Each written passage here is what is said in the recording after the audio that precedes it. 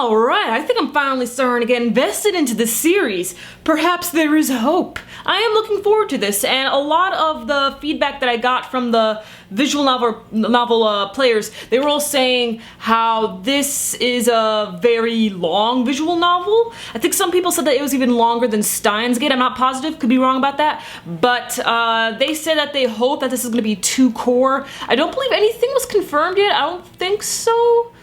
But again, I could be wrong. You already know how many anime I keep up with each season, okay?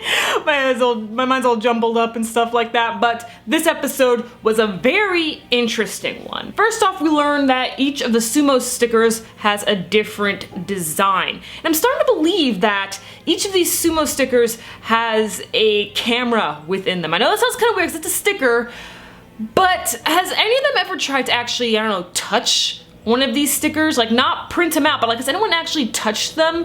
Maybe there's a micro little camera in the center or something, because what gives me that idea is because in the opening we actually see like the third eye become like red, so I'm assuming maybe that's hinting that these stickers have a camera within them, because there's also, I believe, almost always or always a camera at each and every one of these crime scenes, you know, these bizarre murders. I forgot her name, but we go over with the blonde girl who was caught up in the incident from last week. I'll just call her Blondie for right now. Apologies, I do not remember her name. But Blondie, she seems to be in contact with a detective, and the detective has his own people that they're working on trying to solve this case, and the police, they're far behind. Don't trust the police. They don't know what they're saying. They believe that this whole incident was a suicide when it's so clearly a murder. Like, come on, man, a suicide? There was no way that incident at the Love Hotel was a suicide, come on.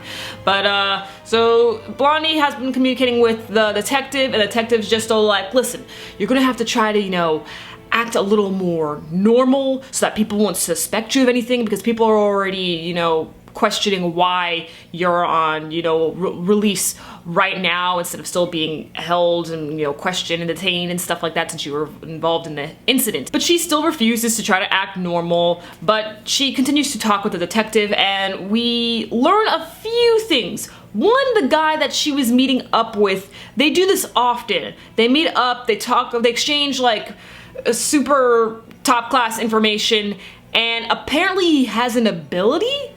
The guy that was murdered had some sort of ability? That was strange, because the detective said his ability and then he got a phone call.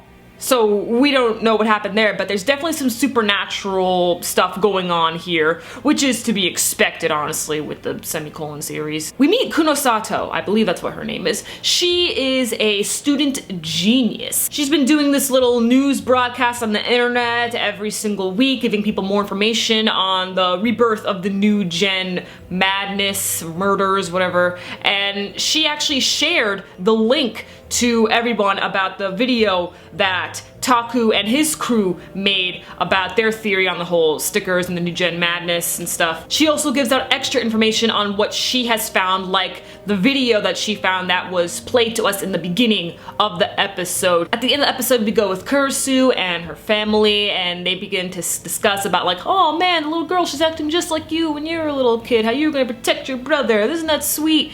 And then she brings up about being in a coma and how all of them were in a coma. I'm assuming they were all affected by the earthquake in 2009 and they all fell into a coma, and then, you know, obviously they all eventually woke up. And Taku, he like didn't want to discuss or really like talk to other people at dinner, and then when Kurisu, she said that she would protect her brother if he was ever bullied, then he started to interact with them once again.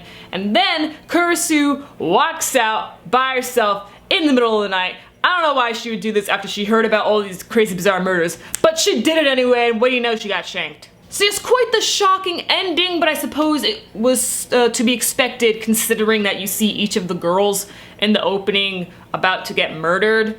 So yeah, speaking of the opening, does anyone else really like that song? Like, I've been playing that song on repeat like quite a few times each day. Like, it's a pretty good song, I'm not gonna lie. But yeah, that was this episode. Let me know your thoughts on it, and catch you later as I live react to Konosuba 2.